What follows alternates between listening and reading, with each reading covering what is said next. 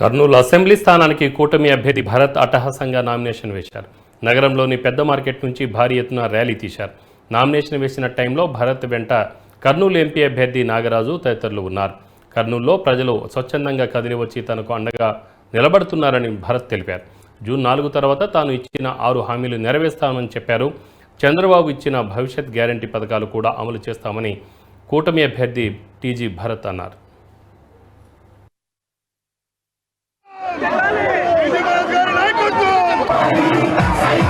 Psyche.